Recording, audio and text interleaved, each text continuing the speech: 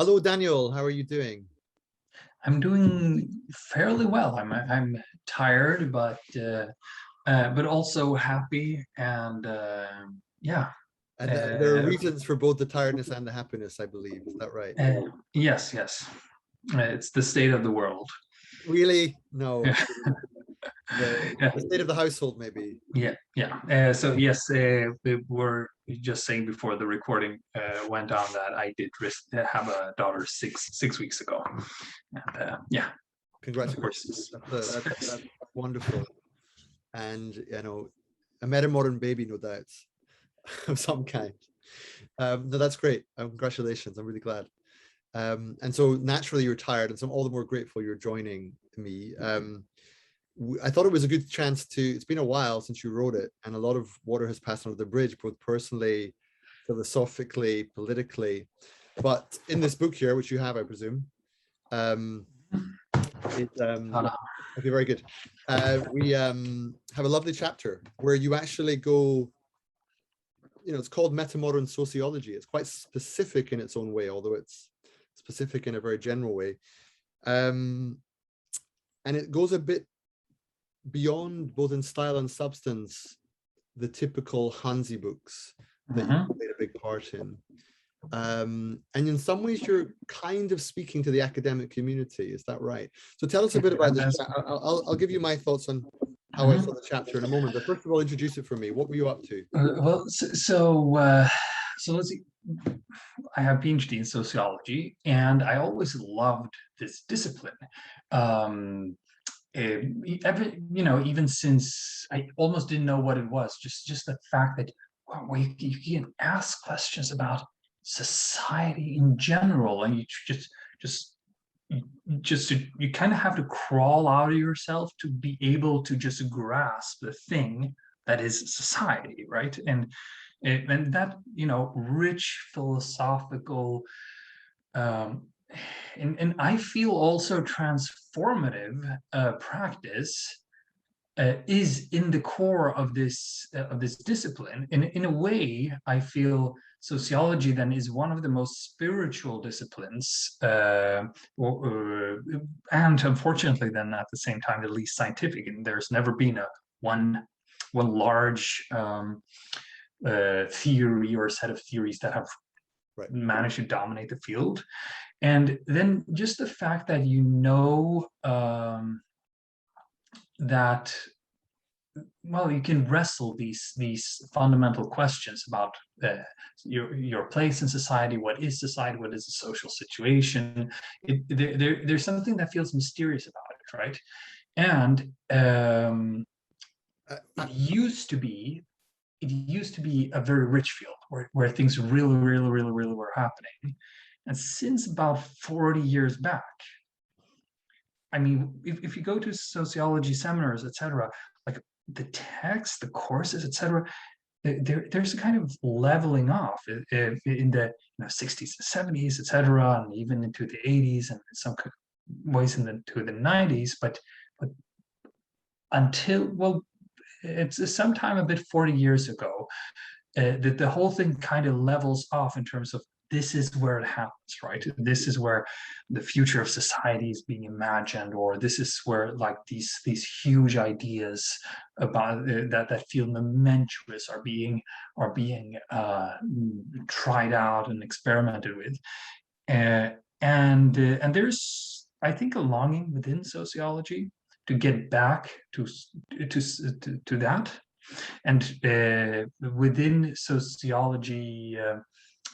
You perhaps have to look for new allies, right? New places, and there's now, of course, studies of cognition and consciousness is a very interesting field. There are studies of complexity. There's also a lot about neuroscience, etc. And of course, there are these things: the integral perspectives, the metamodernist perspectives, the meta mapping, the mapping of different theories of the world. And there's big history. So things like the places where it hits the fan, so to speak, with this kind of historic, where you can kind of feel the wings of history, intellectually speaking, has shifted. And if social science is to reconnect to that, I think it needs to be looking in new places, right? So this is a chapter for an invitation to that, right? So if I could paraphrase what I just heard, you're a sociologist, you're an academic sociologist, who sort of fell in love with the discipline, knows it quite well, believes it has a kind of, it's suffused with a kind of spiritual atmosphere for those who inquire in the right way, and we'll come back to that because it's intriguing and unusual to my mind.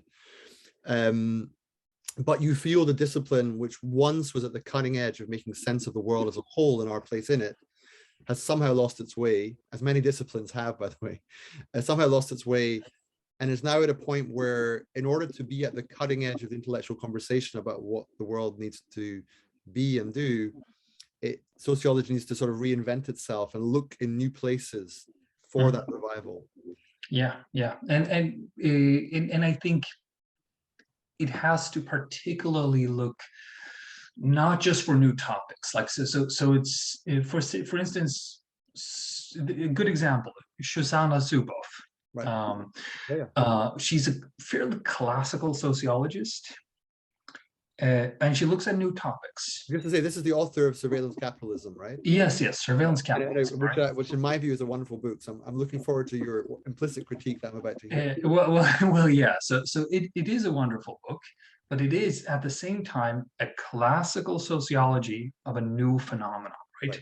If you read on her theory, you basically get, well, you can start on page 1, right?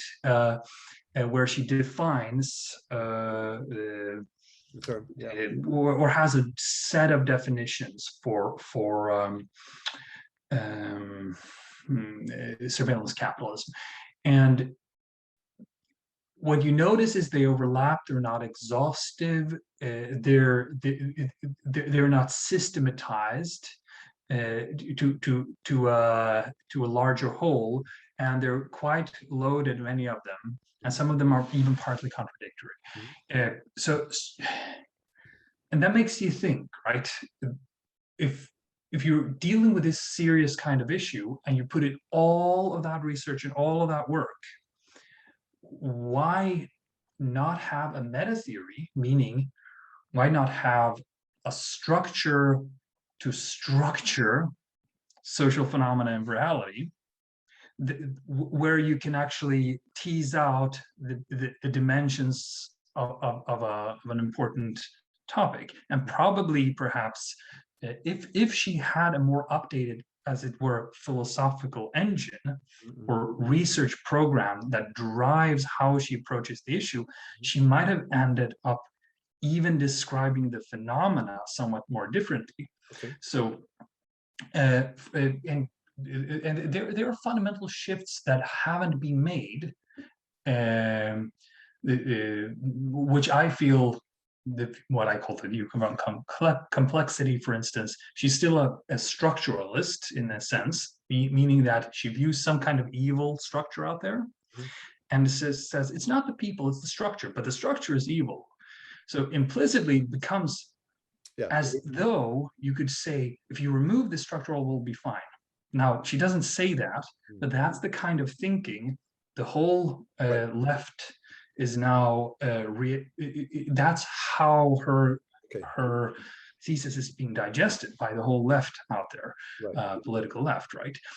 So, I mean, there are limitations to, she went in a new topic, and that's not what I'm talking about. That's interesting too.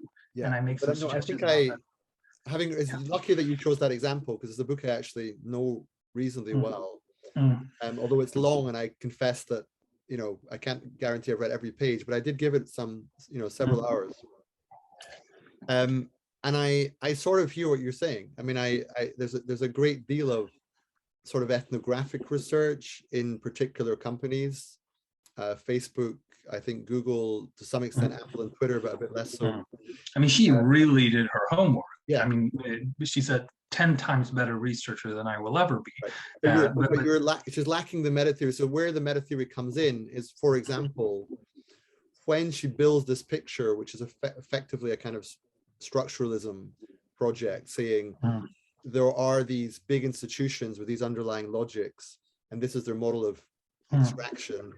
Yeah. The front line of that. But what she doesn't do is anything behind that, saying, this is my theory of agency, this is my theory of structure, this is their relationship, this is my idea of the human being and how they evolve, this is their relationship to power. When I say power, I mean this.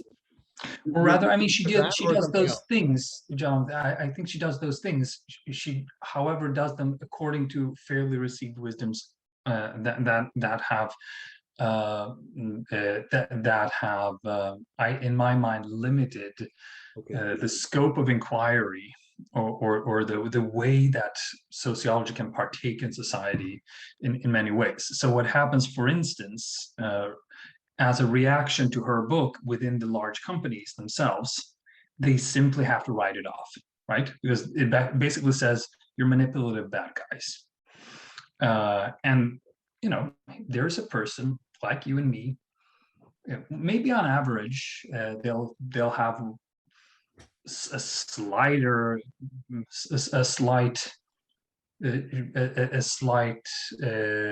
larger propensity towards being instrumentalizing of in their worldview or whatever, right?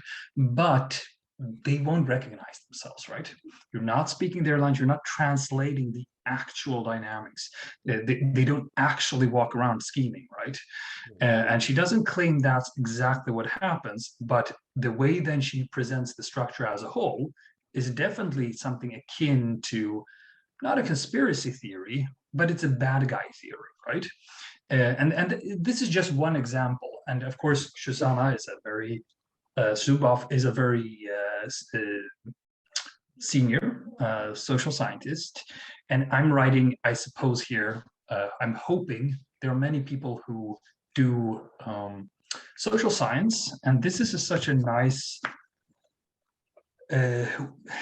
opportunity here that we're writing a fairly respectable book that students in social science who want to write their master's thesis or whatever might pick up and might take a look at and reference without any eyebrows being raised by professors and so on, and start building new ways that of thinking in social science that are perhaps more akin to the social logics of the internet, of complexity, of developmental thinking, of inner development that they have perhaps experienced in their life, but don't find resonance within the academic realm. And I am being approached every now and then. It doesn't happen all the time, but once or twice a year, a student writes and it's hello, I'm doing this in this master's thesis. My professors don't understand me, etc., etc. And I chose not to fight that battle, and I chose not to be a university person, but I think sooner or later, more meta-modern perspectives, we'll get to that, I suppose, need and should and need to become enshrined within the institutions of academia, even as they are shrinking and being challenged. But they are still important institutions, and some of these students can and will become like the meta-modern professors of tomorrow. Right. And who will eventually help these things, these modes of thinking and relating, become part of the intellectual fabric of society. Okay.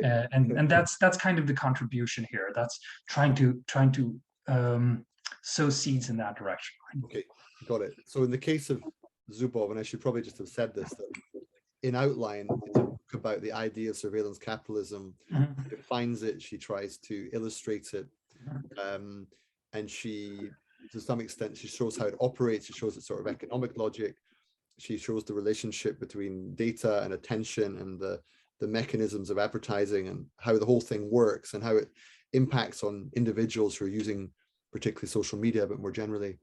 And it's a thorough critique, but what you're saying is it has limitations.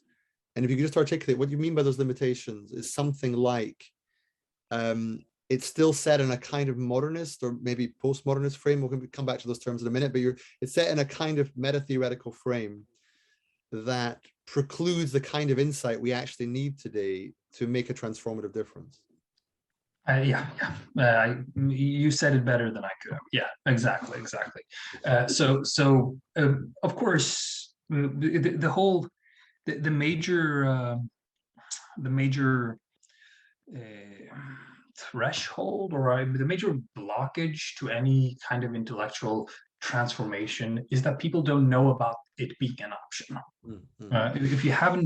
If nobody has stimulated those particular neural pathways in you, and you don't have the words for it, and etc., you just don't know about it as an option, right? And roughly speaking, then you could say we have three options. Sociology did exist in pre-modern times. Yes, you have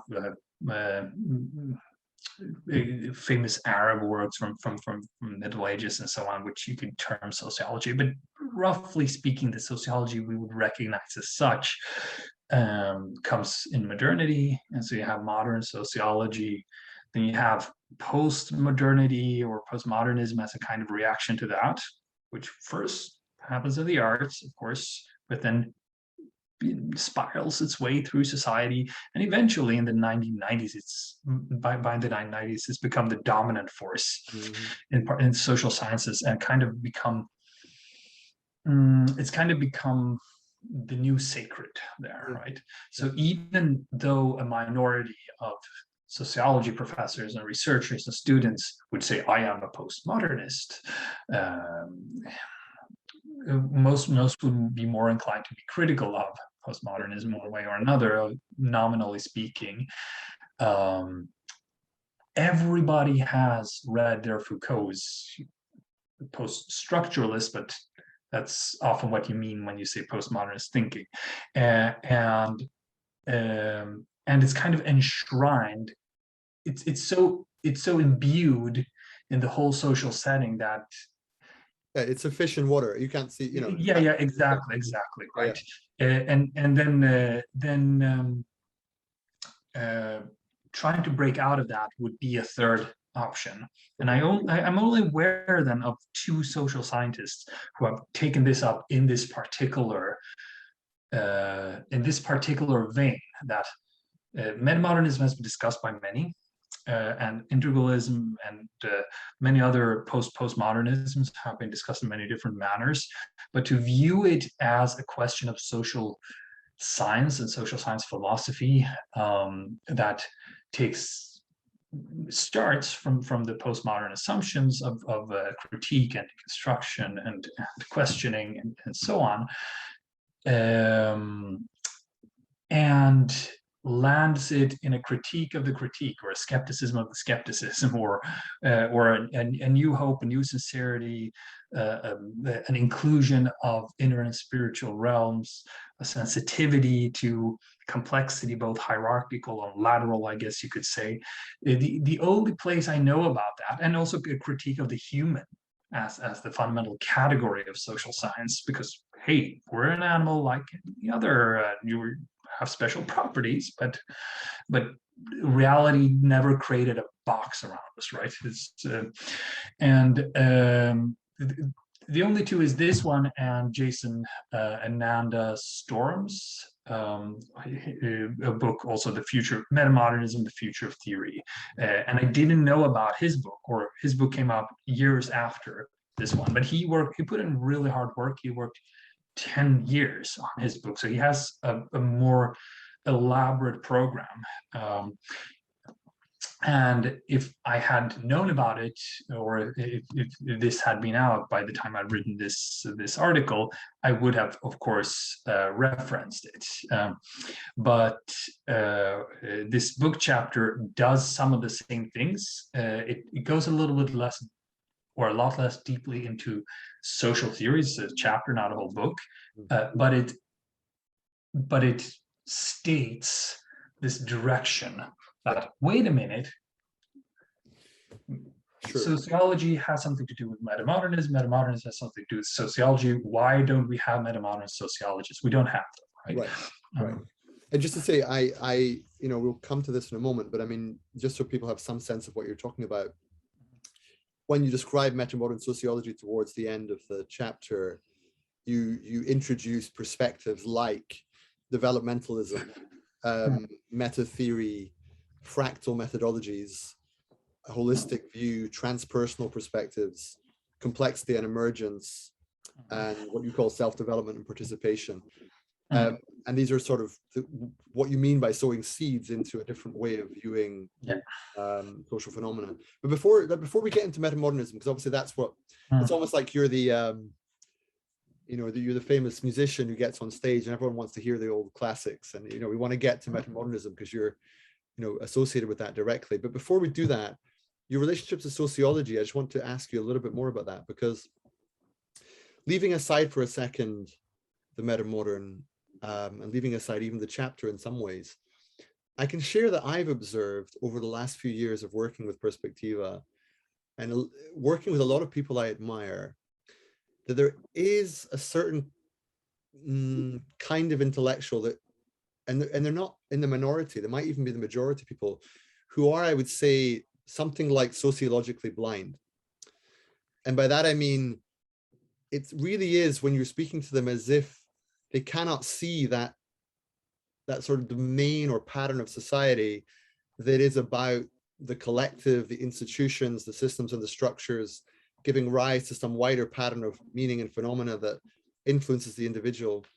I mean, I began to notice this when I encountered Jordan Peterson back in early 2018. I was going to mention it because I remember that you specifically asked him this question on this interview. Yeah, I said you appear to have no sociological imagination. In other words, everything he spoke about was about, on the one hand, deep insight into the individual and the psyche, and a lot about transpersonal or transcendent phenomena and vis-a-vis mythologies and even God and so forth. But ask him about, race, class, or any classical modernist sociology idea, but not just that, broader theories of society and social theory. And it's as if they don't see it as part of the game. Well, a couple things. Well, actually, first, the things you mentioned that I said, that you said that I bring up in the should be part of a metamodern sociology, all of those already exist out there, but not as a whole interconnect. Like you already have transpersonal perspectives with Deleuze's individual and so forth. I just wanted to, so it doesn't sound like I'm saying none of this stuff exists out there, right? But to answer this particular question, which is very close to my heart. First of all, I think with the developmental theories, we have sometimes they help us highlight and see so many things and get this kind of depth in what we see. At the same time, they also many times do us a disfavor in that we get a bit of a tunnel vision and we don't see the multidimensionality of people's perspectives and richness of thought or perception or agency, right? Like their capacities. So I think it's natural that we will be tone deaf to things that others are not tone deaf to, and that we need one another, right? And so we need kind of a whole bigger than part tone tone deaf detector. And I mean, I'm fairly literally tone deaf in terms of musical stuff.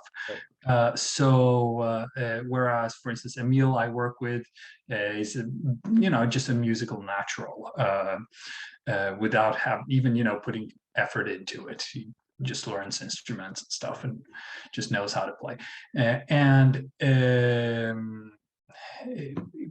then it kind of goes on like that. I mean, computation. I'm I think it's I such an important yeah, thing. I don't worry. I mean, for what it's Yeah. worth, I was taught by Howard Gardner back in the day, and he's this theory of multiple intelligence Exactly. hit home and so forth. You know, so this view of cognitive diversity and so forth. I'm very much So just that having been said, that yeah, like I will be talking about the tone deafness of others, but I want mutuality in it, right? The sociological imagination is a certain kind of spiritual awakening, right? Which brings us back to that. And for me, it happened very early in life. It's usually a thing that happens late in life, because you need a fundamental shift of perspective, and then I mean there are many different matrices to wake up from, right? There's so many different red pills and so many different Morpheus, and I can be your Morpheus, you can be mine, blah blah blah. And sometimes we get in arguments. No, I'm actually your Morpheus. No, you're actually mine. But one like Morpheus moment for me was actually I was a kid in my teens, and I started playing an online role-playing game. And me and my brother, we created a guild in that game where you had to play everything in character, right? So you couldn't talk about tennis or your mom or something like that. You'd have to be part of this social universe, right? And just trying to get people into a certain culture. We made up all sorts of stuff. There was a church, and there were rules, and there was, you had medieval norms. I mean, you had to speak Elizabethan English, and on and on and on and on, right? We made up tons of stuff. And how do you get complete strangers to do this, to just be part of a culture, including respecting its hierarchies? Was interesting, right? How do you even take rule breaches? Let's say somebody does talk about tennis or game mechanics or something else in the game. How do you actually get them? How do you actually get an in-game version of that, that you can respond to? Well, so you'll have to say they have gone mad, or their soul has been tainted, they have been corrupted, or something, right? And noticing then how this dynamic was built up, that as a 16-year-old, I would sit around and order literally in real time 40 people around. Who would create regiments of people, and they would do all the things that me or anybody else high ranked in this guild thing would tell them. And just seeing all of that social dynamic and seeing that pretend world, which somehow became real, and sometimes more real than the normal world. I mean, there were get-togethers, you can meet people, but somehow you actually got to know them better through the game, right? So me and my brother, we had long discussions long into the night, and we noticed that, well, there's a structure to this. And then you start looking at everyday life differently. Like, wow, wait a minute, somebody constructed this, somebody constructed that. There was this kind of awakening. I didn't have a language for it then. We had like a cobbled together sociological language, but there were many key sociological insights, many of which were cynical, by the way, that you notice there are certain limitations to how utopian you can be, right? And power structures and so forth. So when I did go to university, I did study sociology, among other things. I noticed there were people who had, like among the major intellectuals, people who had versions of the same, and this wasn't, interestingly, not many of the professors didn't have this awakening, right? But it was in the literature. When I came across, for instance, The Order of Things by Foucault, I remember it's like I was reading a secret book. Like, I know this. He understands this, right? And it was interesting because he didn't just casually note it like I had. Like, this is fun. This is interesting. You can do stuff with this. He married it to a pathos of like outraged critique. Like, another world is possible. It's always possible, right? It's this close, it's this present, and you're in a machinery that's this powerful. but nevertheless, just switch a little code here or there, you'll have drastically different outcome, right? And it's in everything, right? It's in how you understand the world, etc. And then you read those Goffman and Mead, you understand, oh, myself has become you're talking about the presentation of self in everyday life, or... Yeah, well, yes, Goffman was that, but the presentation of self is particularly how you see all of those everyday situations, kind of notice them from the outside, and you're like, they didn't have to be this way, and you can kind of start studying them. That kind of also makes your skin crawl a little bit. And the same thing, right, with George Herbert Mead. There's the self emerges through society, through socialization, and you can kind of really see it, that wow, this consciousness that I take for granted, it actually doesn't belong to me, it belongs to society. It's like, right. Oh, yeah, right. So that awakening, I understand not all people who are in the metamodern transformative integral space can have had that, but I feel it was present in Wilber, actually. He did have it. He had so many insights, right? Which is part of his strength. But yeah, I mean, this part I felt is, like you, I feel is lacking, and I would like to contribute more to the metamodern space or sphere, let's say. At the same time, I feel, given that sociology has that potential, I would say like the strongest potential to be socially transformative, right? Then I would also say that metamodern, that this discipline, maybe it won't be in its exact forms or its historical lineage, right, or scholarly lineage, but it has a role to play, right? There's some untapped potential there. On the other hand, like, these awakenings, they come spontaneously to people. Peterson has had his awakenings with psychology, etc. You can't force them.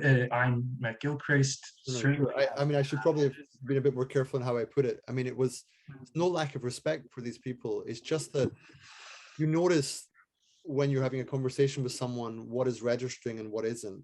And it feels like when sociological language is introduced, some people can't. It's as if it's not as though they don't understand the words you're saying, but it doesn't have the same weight of meaning. They become their empty words, whereas they're not empty words. They're actually full of meaning. And one example I'm tempted to bring to mind is, as you know, there's this Emerge project, and Perspectiva for a while has been responsible for it. And before the most recent gathering in Berlin, I was partly responsible for trying to frame the event and make sense of what it was for, and what the underlying themes were. Although, of course, when you get 250 people together, there's a sense in which they're going to do what they're going to do, which is also a social, even sociological phenomenon. But nonetheless, I tried to set the scene.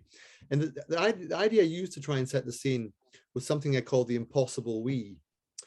And the impossible we was, in some sort of sociological language, I suppose, something about the inevitability of inter-elite competition. And of what competition? Inter-elite. So, like, inter-elite competition. Like, elites competing would be one way of looking at it, but it would also be just the struggle for power, the struggle for resources. The fact that in the progressive circles in which I often move, visions for the future are invariably painfully naive, based on presumptions of levels of goodwill and cooperation that are not impossible as such, and nor should you forsake the hope in them, but they are nonetheless outliers. And therefore the visions of the future we want are ones where, the Putins and Xis and Modis of this world, and even Trumps of this world, even Johnson for that matter, they're still there. Like, they haven't gone anywhere, and they probably won't. A certain proportion of the population have strong drives for political power, another proportion are actual sociopaths, and another proportion are actual psychopaths. And then you have human nature being somehow fallen, or, you know, in a state of, so even if we're, you know, follow many of the recommendations you put in your books, and we're spiritually developed and we keep growing and learning, and I'm all for that in outline.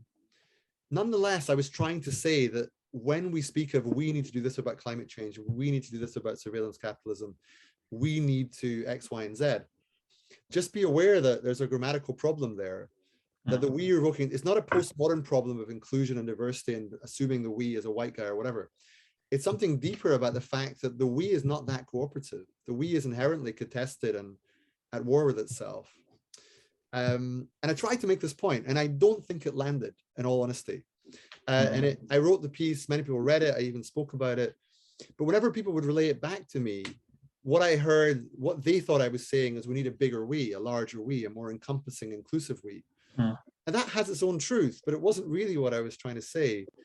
And I guess I'm just sharing that now because it feels like it's a related phenomenon. It's like when you introduce a sort of sociological way of looking at things to a group that's more used to thinking psychologically and spiritually and politically, and a certain kind of political, there is quite a significant translation problem.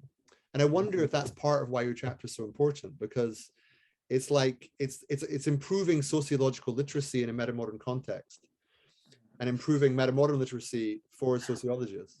Well, yeah, I mean, obviously it's just one chapter, but I mean that's the ambition. It doesn't even get into the question that you bring up now. But yes, I mean, I have a version of what you were saying with the whole game denial, game.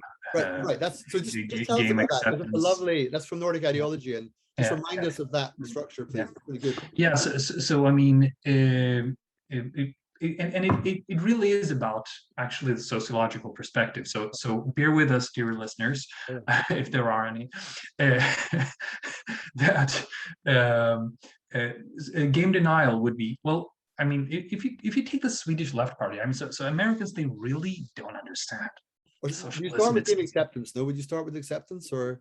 No, I actually start with the game denial. Okay, go ahead. The scheme is somewhat more coherent there. So if you go with game denial, if you take the Swedish Left Party, like, and Americans really have trouble with understanding what socialism is, and that's troubling. It's a little bit irritating for Europeans who actually have socialist parties, and we know exactly what it is. Yeah. We're not that impressed. Right. And if you go there and you join a meeting and you look at the exact things they want to do. So they want to open the borders, let in as many immigrants as possible, put in no restrictions on them, actually defund the police, raise unemployment benefits a lot. So, I mean, okay, so you already increased unemployment by tenfold by all the other things you've done, and then you have no tax money, and then you're raising the unemployment benefits, you will crash the economy in 10 days. Not in 10 days, but certainly in a few years, right? If you would actually do what the left party of Sweden says, right, or of the other countries, right, they have roughly similar programs, like the left of center left party, and like they push the good guy button. The nice thing, yes, the nice thing, yes, the nice thing, and it doesn't actually create. It doesn't actually create. Like there's no accountability for the larger whole. Right. So of course, in every debate, they're an invaluable voice, because who's going to defend when discrimination rises, et cetera, et cetera? Well, it's always them. They're always on the barricades. They're always on the side of the weak, and so on. But if you'd actually do all of these things, according to the system that we have, the system would collapse and would be a huge negative example, right? And people were really hopeful when Syriza took over in Greece, and I said, it's not going to work, guys, and it didn't work, right? And that's game denial. You do not see that although life is unfair, etc., and you should be able to fix it, it's still a game, right? Even though, like, even if we cooperate, there's still going to be something that we can't be entirely aligned with, and then there's at least the game for that, right? So and that's game denial, and leads to suffering, unfortunately. So the reason the game denier is not necessarily always so bad is that there's a larger whole, and they can play into that larger whole, but that larger whole is more intelligent than the parts. So on the other hand, you have on the right side of the spectrum, but I don't want to bring this down to just. You're inevitably going to caricature a little bit, just yeah, exactly. We'll forgive you for that. Don't worry. But I mean, let's say, well, there's no use to trying to invest your life in being an idealistic person, because it's just full of people who are full of themselves, and they just want to look like the good guys. And hey, you actually get what you deserve in life. I have friends who will literally say this, people get what they deserve. It's like, dude, have you been alive? Did you notice unfair shit happens to people randomly?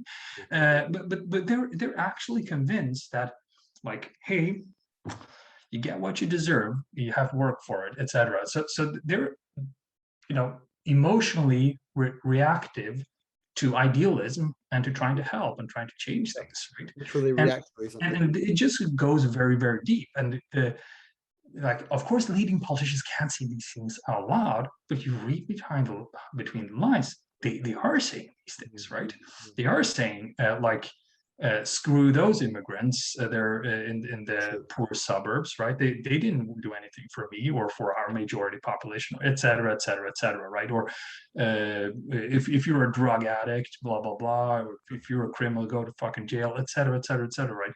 And if you push that really, really far, you start inventing games that aren't even there. It's like, oh, we have to. Like, you're inventing like that there is a boxing match where there isn't one, so you just get an excuse to whack the other party, right? That's when the game acceptance spirals out of the way. Spirals out of control. Now, if you take those two things that are bad things and you mix them, or they have a kid, I guess, their spawn is actually a good one. Because if you say life is a game, hello game acceptors, life is fair, the game isn't fair, it never was fair, game deniers, but wait a minute, the game has changed before into democracy, into welfare, blah, blah, blah, blah, right? Human rights.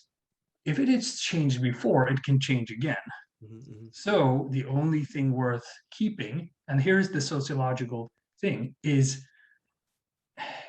when the game changes at a sociological level, right? So that's a fundamental shift. Also, I think which does feel, spiritual in terms of what we want to do with our lives. Because let's say my goal is, well, I just want to be peaceful and successful, right? So I can have my Christmas tree and etc. Right? And turns out I do well. Oh. Even if I do, it's just the same. The game is the same, right? It's still there. It's still going to generate the exact same amount of losers, the exact same amount of people who kill themselves every year. This, one of the core sociological insights from classical sociology is, it seems like a highly personal thing that people would kill themselves, right? Commit suicide is an existential issue. Exactly the same number from year to year, over roughly the same parts of the year, kill themselves in a certain country, and it varies by magnitudes from country to country, etc. So, like, it appears as though the game of life is the same, right? And reproduces itself with frightening precision, even down to like people killing themselves. So if we don't change that, even if you end up on top of the game, let's say you have a kid, let's say you have anybody else you care about, or just the veil of ignorance for that matter, but to make it more personal, you'll always have somebody you care about who the game did not serve. So the only thing worth changing, really, really, even more worth than changing your own life, is changing the game, right? You might have to change your own life to change the game, but yeah.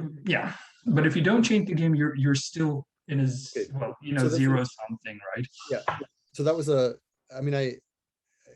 quite a full explanation of the description you give in the book, The Nordic Ideology, and it's really interesting to hear it again because I'd completely forgotten about it until you brought it up now and read it maybe 2 or 3 years ago. But in some ways, that is what I was saying. That the so-called impossible we arises from what I hear as game denial in the progressive community. And it's repeated again and again, and it's got a sort of new age strain sometimes. But the atmosphere of only being nice and only being cooperative just doesn't seem fully human to me. It's as if it's not the whole story. And yet you don't want to be a cynic either. There's not a sense in which it's like there's no hope, stop trying to improve anything. And yeah, as a chess player, I'm very sensitive to the rules of the game. And I know that to change the rules is really to change the game. And I can understand why people therefore want, major, that's why you get the language of shifting the social imaginary or even systems change or paradigmatic change or whatever. But that's intriguing vis-a-vis sociology, which I hadn't noticed before, because the actual language of game change, changing the rules of the game, is where the sociologists are kind of in their element, right? Because they're speaking about the or should be rather, not necessarily are, or should and could be. I want to add something on what you said there. So of course we've ventured pretty far from the book there, from this book here, but yeah. We'll come back. Don't worry, it's still here. I wanted to say about the thing with competition, right? If you have this more fractal view of this, it's about social philosophy really, rather than actually sociology. Sociology always drives on an engine, which is your social philosophy on some level, and of course your methodological tools. But cooperation, this is an argument from the first Hansi book, like the Listening Society. Cooperation always consists of, at least in part, some competition and some trade, right, or exchange, right? Or this is just another way of saying there are 3 fundamental social actions: it's give, it's exchange, or it's take, right? And let's say a marriage, right? It's a cooperation, but at the same time, there was competition when there was spouse selection, right? It's unavoidable.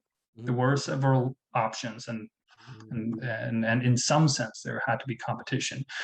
And then, of course, where there is cooperation, meaning that I give freely from my heart, there is, to get the cooperation to work, there is always going to have to be a lot of tit for tat as well. Right? Then like, hey, I do this, you do that, and then of course negotiations around that. So in let's take the trade systems, right, of the world. So we have our neoliberal friends, and they will say, well, free trade. Well, first there's the competition. So first there's the terms of trade. Well, I'm 10 times more powerful than you. Let's freely trade. Let's freely exchange with one another.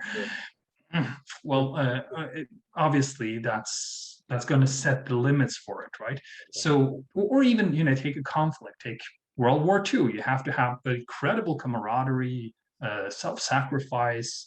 You have to have a supply chain which follow some kind of exchange structure, etc. So they're actually there are 3 dimensions, and all social relations, all social phenomena are kind of in this fractal. So the illusion would be in its. This is a very common mistake, right? That the illusion would be, I see this in the game B community, one of the things that bothers me there, right, is that they say literally we will go from competitive games to cooperative games. Yeah, and you're like, how? Yeah. And it's not untrue, right? We will have perhaps less competition of certain sorts, and it's desirable with more cooperation. However, if you look at it with that social philosophy, what you do is you refine the competition. So we perhaps don't kill each other. Instead, you compete with finding the higher truths or something, right? And then that spurs more cooperation over more factors, and then cooperation, kind of per definition, would be when you have solidarity or love, to the extent that exchange or trade becomes frictionless, right? And if you look at the political ideologies, you'll notice conservatism and fascism, they think cooperation, they think competition is most fundamental. So they believe that the other things are epiphenomena. Socialism, etc., will believe cooperation is most fundamental. You will literally have this in the anarchist classics, that they look at all the examples of cooperation in the world, and of course libertarianism will think it's cooperation, right? So or it's exchange, trade, right? That's most fundamental, and the other two are epiphenomena. There's no reason to make those base assumptions, right? I mean, they're all like, I mean, it depends on how far you want to go down, but even the very idea, the words have etymologies, and they're also social constructs of their own.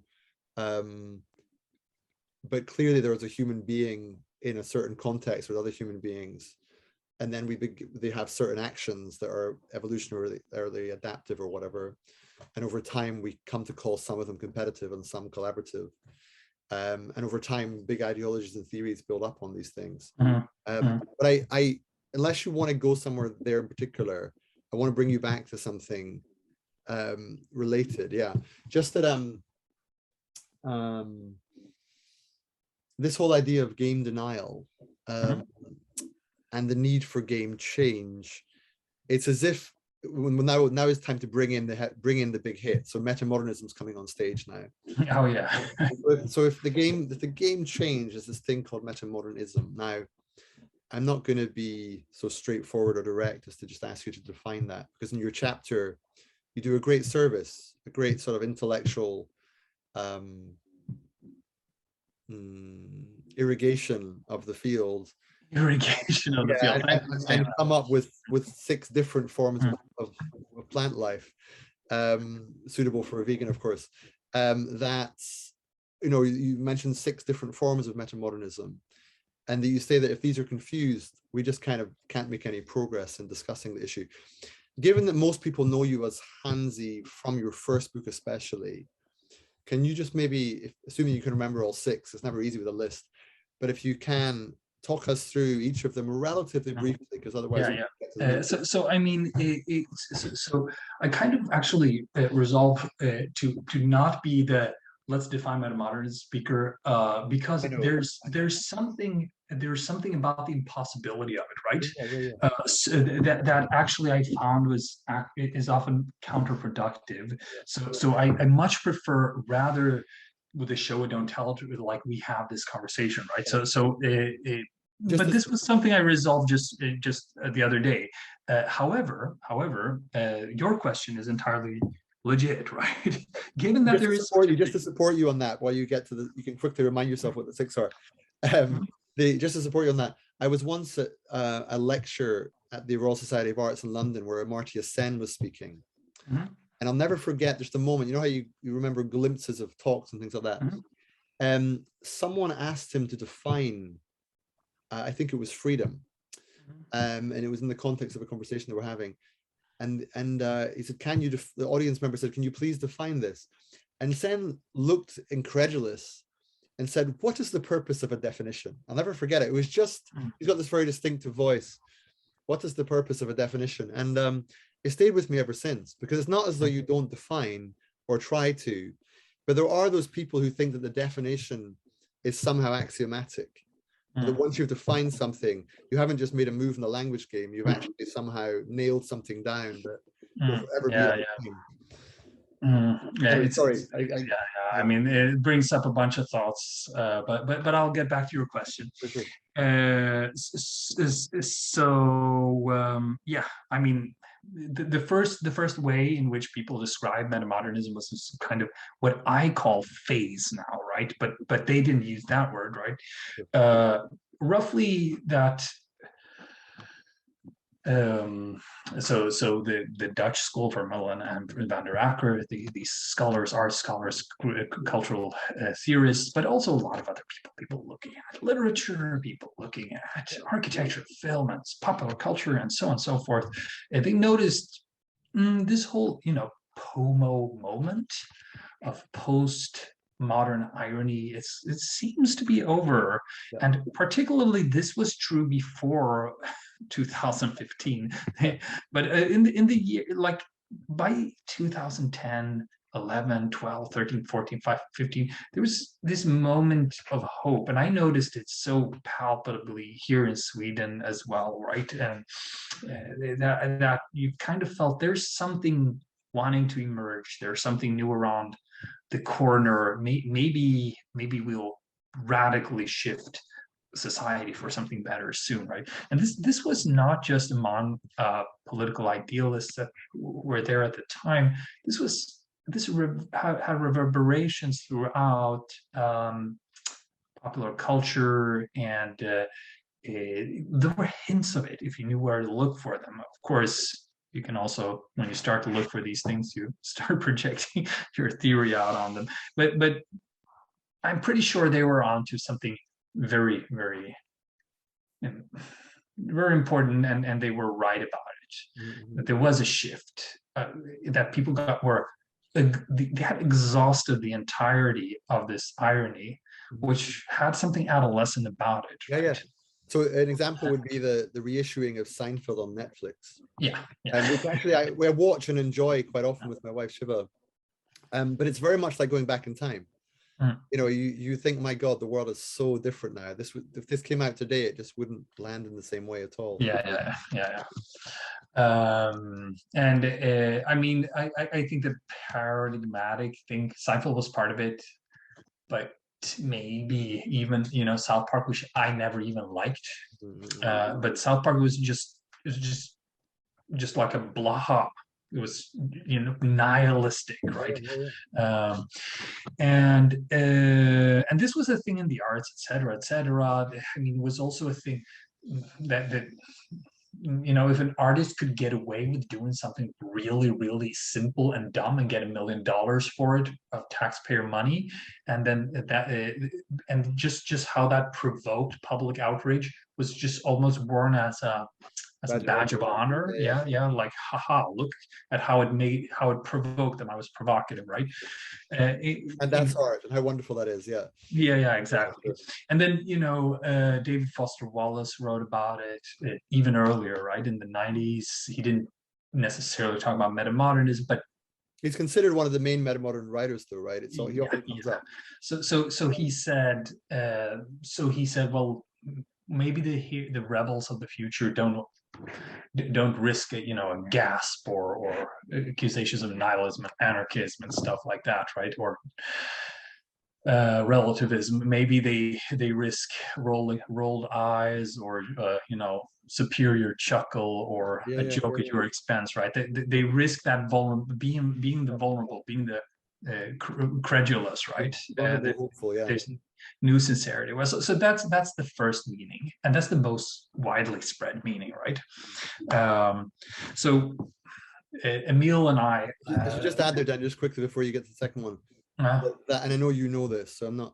It's just that in the process of researching my own introduction to this book, where I sort of try and make sense of metamodernism as a whole, I did grow in respect enormously for that body of thought about viewing metamodernism as a sort of cultural phenomenon that could be found within the artifacts, or in the relationship between us and the cultural artifacts, whether that's films or songs or movies or books or whatever.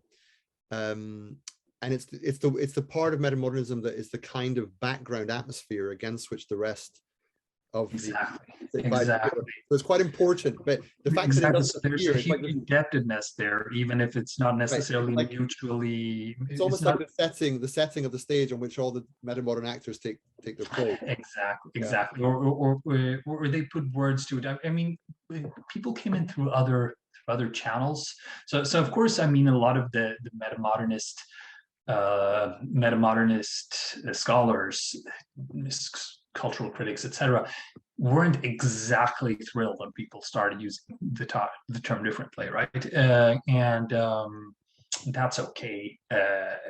And you did a good job in this intro chapter, probably my favorite chapter of this book, in trying to create wholeness of this for this realm of disparate but interrelated uses of the term, and just well, you know, it's kind of a peace broker in this field, and I feel something has shifted there, that the community kind of is coming together. Brendan is this guy interested in spiritual, in metamodern spirituality. He's speaking to both sides, etc., right? So the other side would be, you know, if you come from an integral background, you've learned after postmodernism, because integralism, then you get a whole like a whole world by Wilbur, or a world of ideas and theories about the future of society, which could be more existentially mature, more spiritual, etc. And there were, you know, versions of it out there, in like Rifkin's empathic civilization and stuff like that. There were ideas that there was something that could evolve in the human spirit, and then also in our institutions, that would be noticeable and describable as a pattern that could be different, qualitatively different from what we have learned as, you know, the mainstream of modernity. And that could, you know, take on fairly utopian terms, or you can try to be more careful about it and view it more as in game change terms, etc. But there's a belief that there is, just as democracy, capitalism, and so on developed in history, there is something else that wants to develop after that, and we're perhaps not that far off from it. And that's and then there are a certain, just as democracy and capitalism and so on have certain personalities or psychologies that come with that. So would this thing, right? And that's metamodernism or metamodernity in that sense. Just probe you there for a second. When you say history once, now, you know, I'm curious to know if that's just a figure of speech, or if you... What's that? You actually used the expression that history may want something to come next. Now, I know you don't mean it literally, but I am interested to understand your view of providence. I didn't even notice myself saying that, so thanks for busting me. I mean, I focus, not so much busting you. I do. I'm just kidding. With our common friend Daniel, with Thomas Bjorkman, I sometimes take him up on this too, because he professes to be an atheist, albeit a very spiritually informed one. But he also speaks of history in terms that are, let's say, not entirely impersonal, as if history wants and moves. It's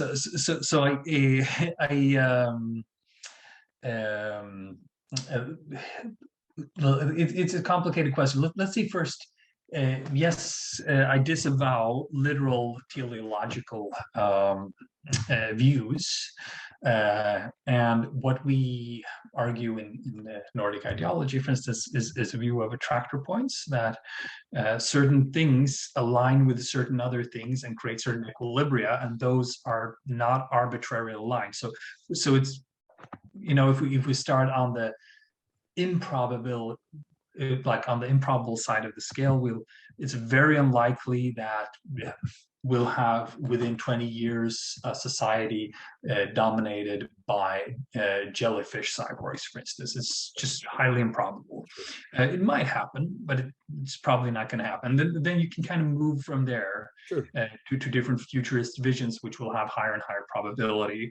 And if you then take it from the other direction, the status quo, which we do take for granted, we see that if the status quo is high, like the society we know today is highly recognizable in 1 year, we understand that's a very high probability, 99.9% probability or something, right?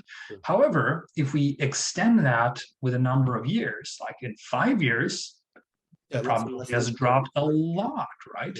And if we take 25 years, it's actually fairly improbable that with this much technological and social change, et cetera, society would be very similar, right? So something is going to change, right?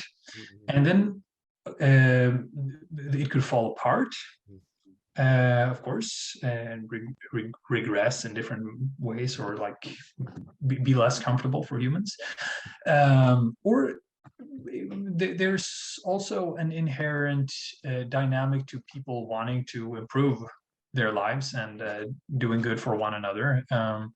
So there's also probability that they can meet challenges, and or we can meet challenges and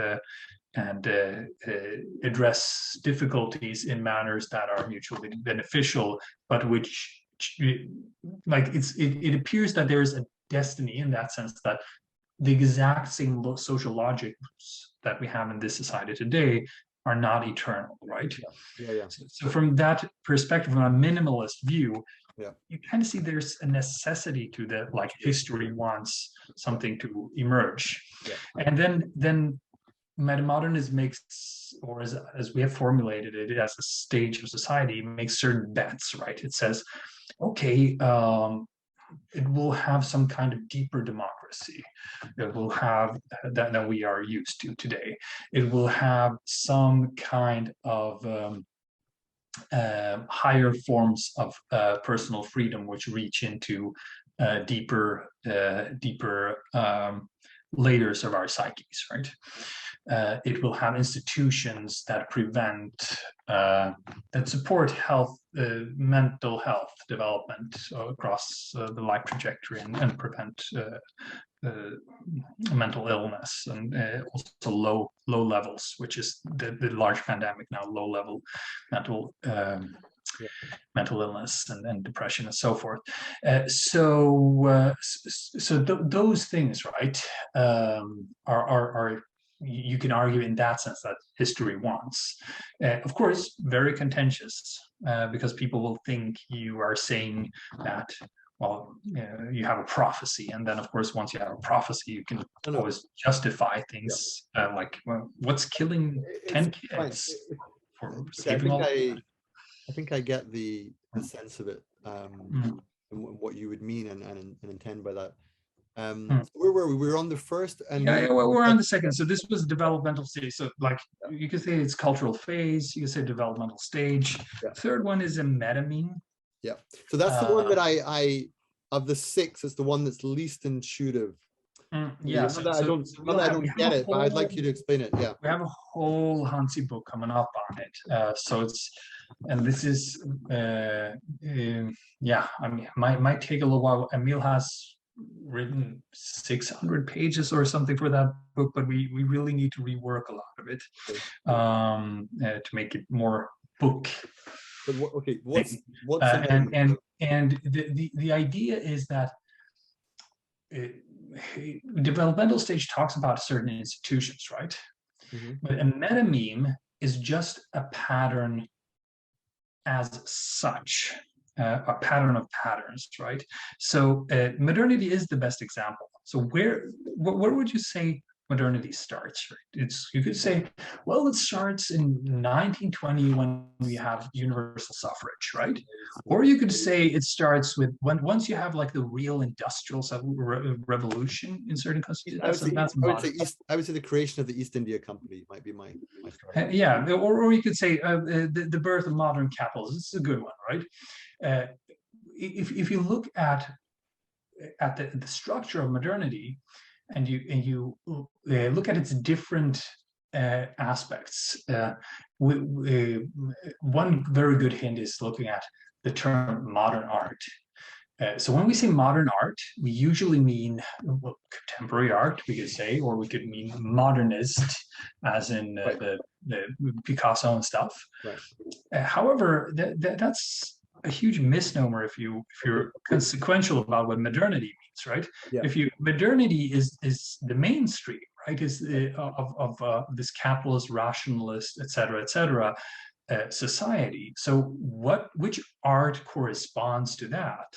Well, actually, the art in the Renaissance, when perspective is brought into the paintings, and nature is ripped apart from, déchiré, ripped apart from culture. Mm-hmm. And it is becoming an independent object. So the king is no longer bigger just because he happens to be the king. He's still going to be a smaller person if he's farther away in the space, right? Because and you have a Dutch version of this where they actually do add details, but there you kind of have the first inkling of modern consciousness, and it happens particularly in the North Italian centers, which have a GDP at this point twice anywhere else in the world. Right. It happens there, and from those very Renaissance beginnings, you have stuff like the industrial, the scientific revolution of the 1600s, of the 17th century, and then from there on, once the scientific revolution has ravaged the European mind with a trauma, then the Enlightenment comes along and puts it together with thinking about social relations and society. And from there on, you have social revolutions and industrialization and so on concurrently, and of course globalization under capitalism and so on. And from there on, eventually you get to 1920, where you have universal suffrage. So there's a span of 500 years, but the same pattern somehow was there. Maybe if I heard you correctly, it's not exactly the same pattern. It's something more like the fundamental the generator function of the pattern, or something like that. Exactly, we use that word, the generator function, this behind all of those patterns, and you can discern the generator function within the different patterns. Exactly. That have a kind of common origin in this Yes, and the generator function is actually always a kind of philosophy of science, meaning that in this case it is the generator function of intersubjective verifiability or falsifiability, right? That this space is independent of the observer, and there's social. But if you and I look at something, you see it kind of in 3D, et cetera, right? That's the fundamental generator function, and it goes through all of those things, right? So through the arts, through the market, where we vote with our money, through democracy, where we vote with our votes, intersubjective verification and falsification, right? And of course, the scientific method building exactly on that. So that's a meta-meme, kind of metaphorical way of describing the meta-meme, because I feel as though it should be explicable with some kind of, maybe not even metaphor, maybe even analogy. But anyway, I want to get to something before we run out of time. Okay. Number 4.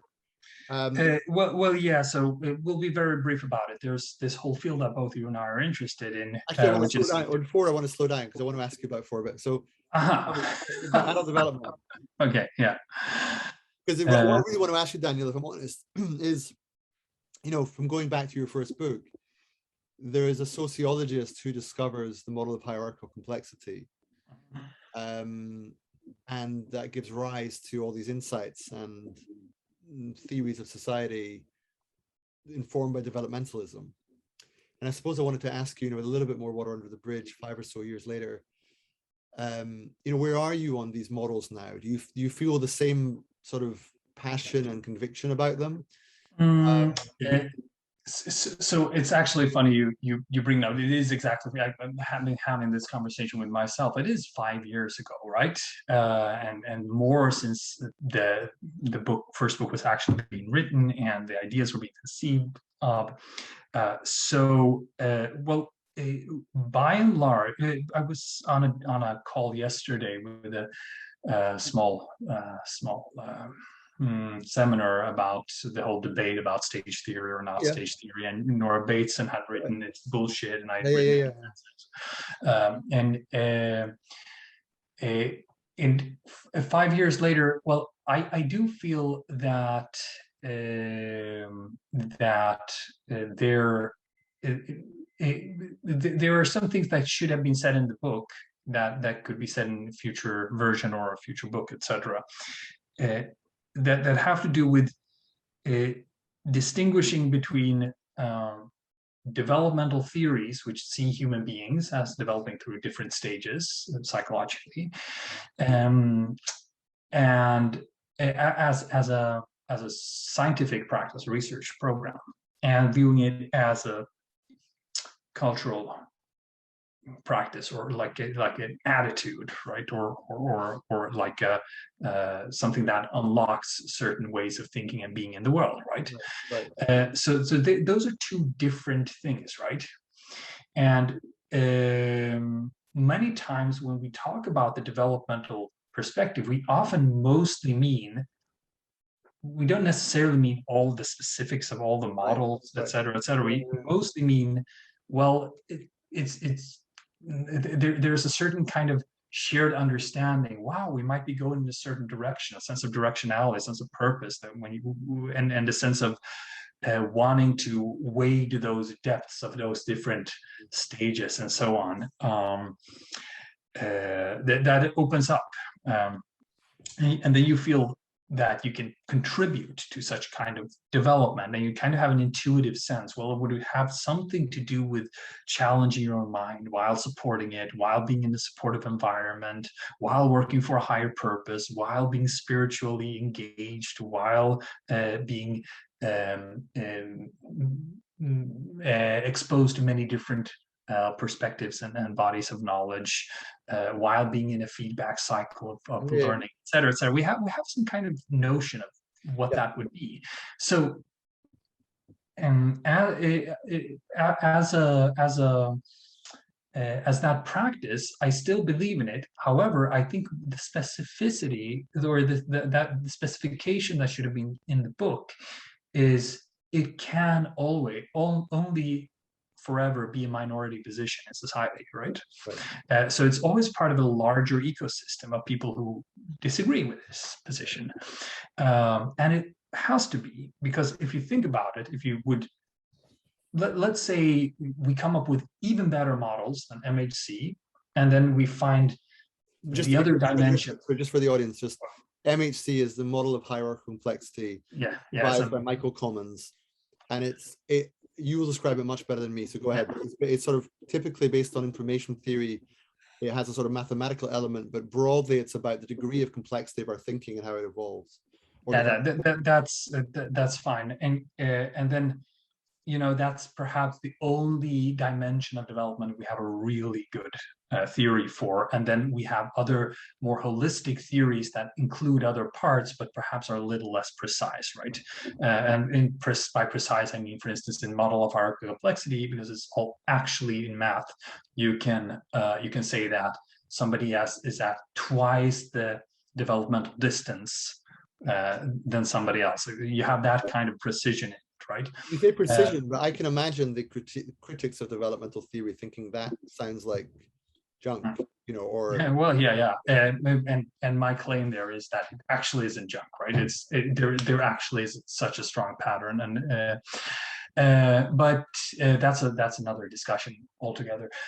However, let's say even if we had that model and others better, and even if we do find the things that model cannot account for, so spiritual development, for instance, and so forth, because it's purely cognitive and purely from the outside and so on, no conception of the self, and there are many critiques against it, of course. No unconscious, no conception of the unconscious.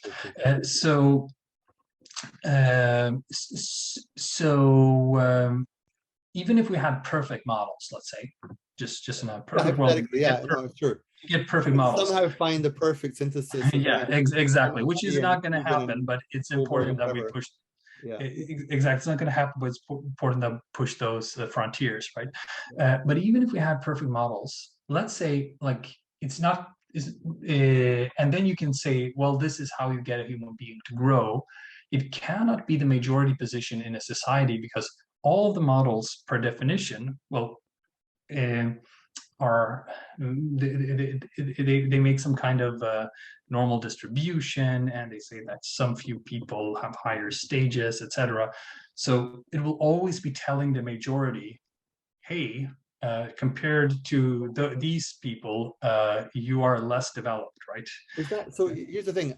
I'm wondering if that's entirely right. So I'm thinking of what our friend Zach Stein would say at this point, and thinking of Lectica to some extent, and thinking of the optimal developmental tool being one that is less about aggregate population levels of development and more about the specificity of an individual's journey.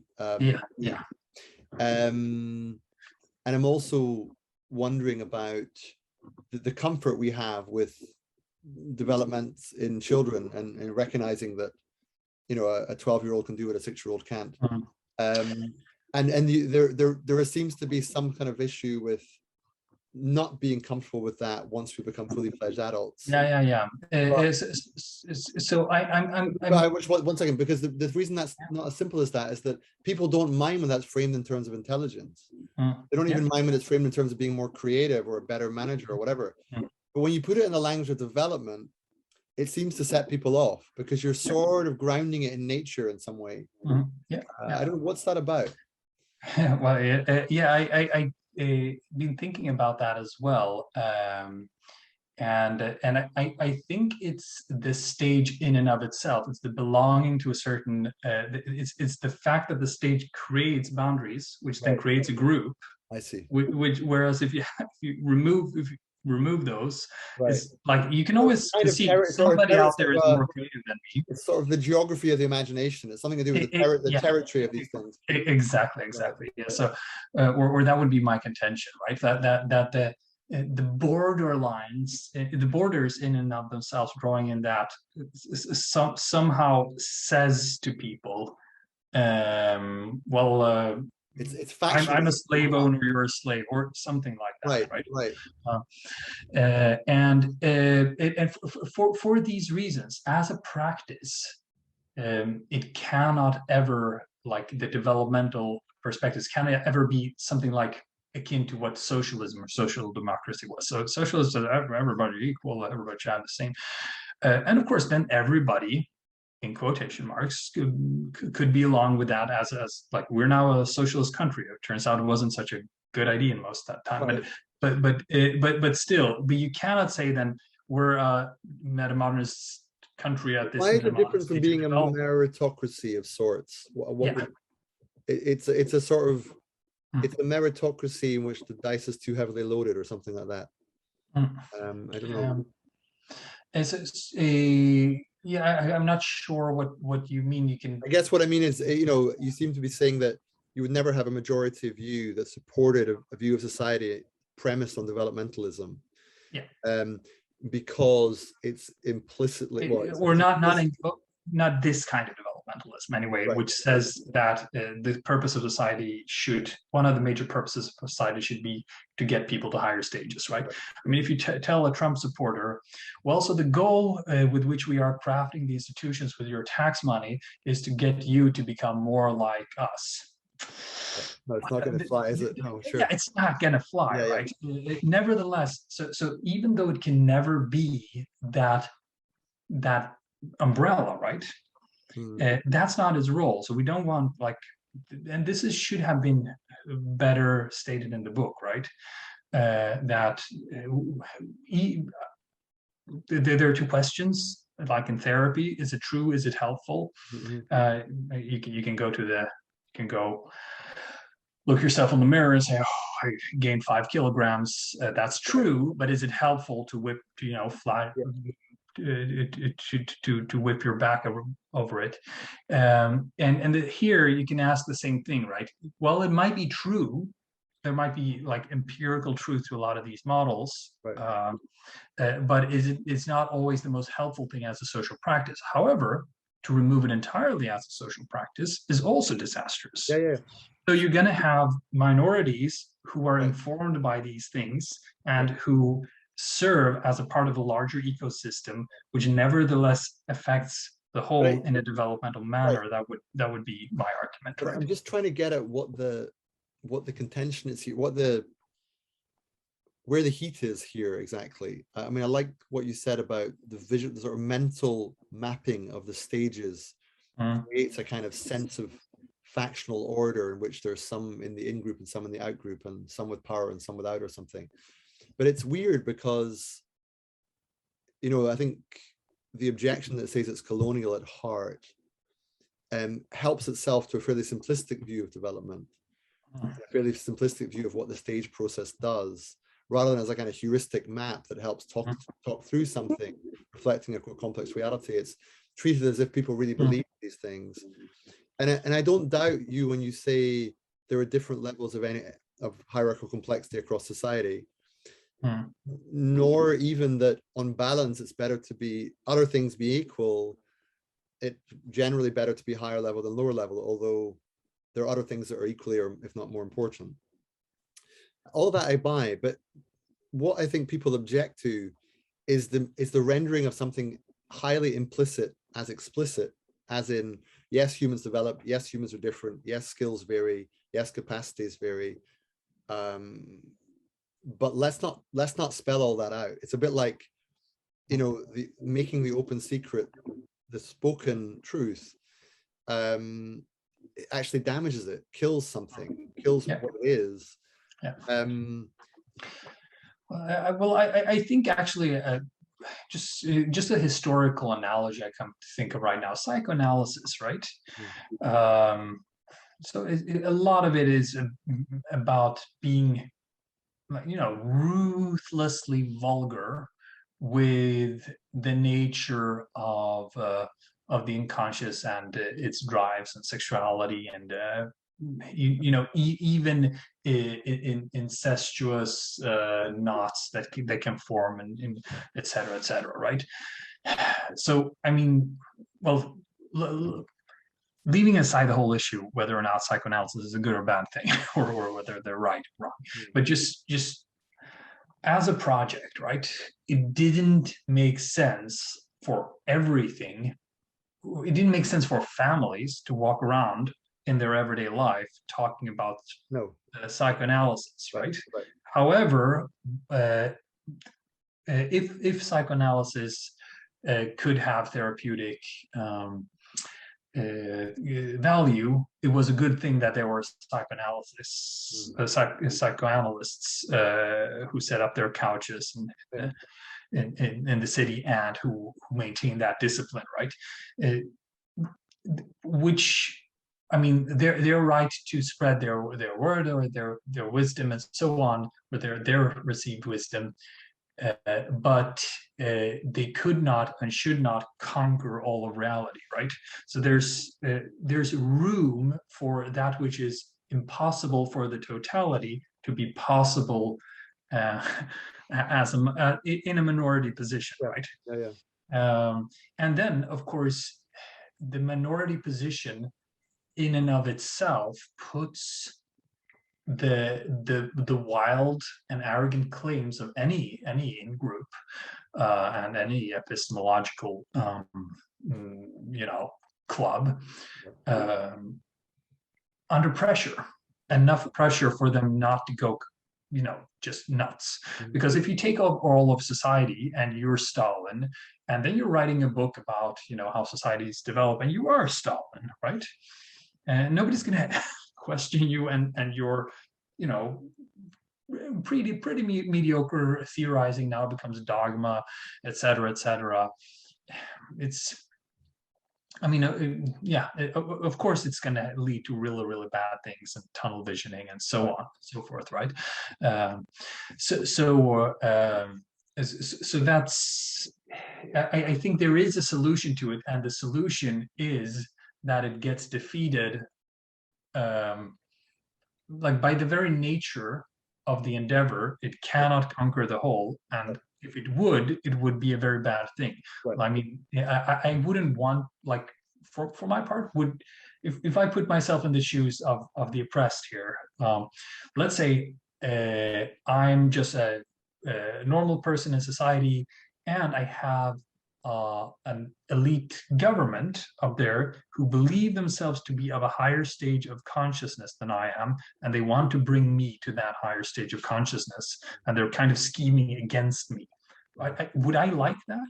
Of course not. No. No. No. So. But where are you then, Daniel? Because I'm trying to get, yeah, because I hear you on all that, and I'm aware, given the quality of your mind, that you will have thought of all these critiques along the way.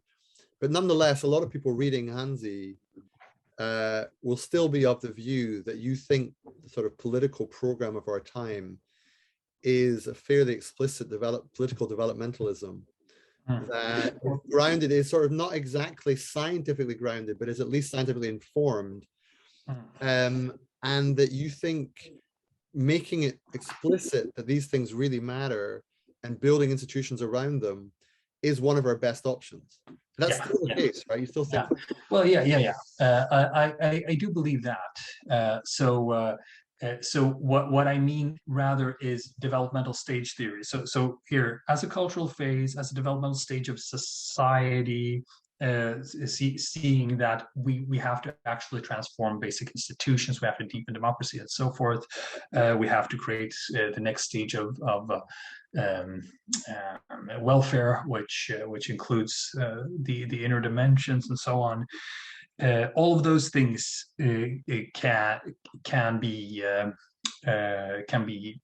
shared projects, whereas and meta-meme analysis also. Okay, you're making a point about number 4 here being a bit of a minority interest or something like that. Yes, and it can and should remain. And as a contentious minority interest, it still adds something, right? Right. So it's like the chili in the food. Like some love it and want to eat it, some can't handle it and don't want it at all. Exactly, but we don't want to ban all chili, right? Yeah. Okay. I've got that's very well articulated. I get that. Just for the sake of time, obviously we could speak much more, but number 5, a certain paradigm with its own philosophy.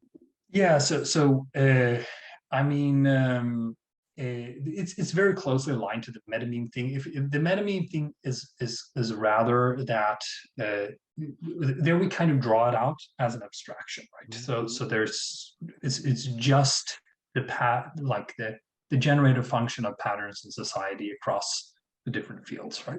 However, if you do look at the developments of philosophy over a certain period of time here, there is something happening. And I know, much like science informed earlier philosophy in earlier times, and then philosophy kind of has cobbled together some kind of meaning making for all those weird things that we're discovering. Wow, everything follows a mechanical order. It's the same order up there in the sky as down here on Earth, and so forth, right? Newtonian revolution. And likewise, we're encountering very weird things now. It's in quantum physics, in cosmology, also complexity, I guess you could say, but to a certain extent, certainly studies of cognition and the consciousness of different kinds, and also challenges, I suppose, to the uniqueness of humanity, which come from the softer natural sciences. And if you look at all of those things together, it's fairly obvious that they talk counter to our everyday conception of things, right? And Imre Gilchrist is one person who tries to fill in those blanks that appear like, wait a minute, if science is telling us this and we're living like that, like there are certain blanks between here and there, right? Sure. And if I knew about his book, I would have added this one here as well. Right. But I mean, if you look at what then are philosophers doing in these times, well, there is a certain shift, right? And it is a shift that is different from, you know, the modern mainstream. Yeah. And if Karen Barrett, for instance, mixes feminism and quantum physics, I'm not even sure if it's a good or bad thing, but it's interesting, and there are a lot of little strands. If you know, if you have this pattern in your head that there is something called metamodernism and it's happening, you can notice that, well, there are a lot of clearly non-modern things. Yeah. I agree. I mean, I know exactly what you mean. I just want to read what you said, actually, because it's beautifully put. And it follows exactly from what you just said. On page 140, you say, obviously, the interconnecting links between all of these philosophical projects are far from evident.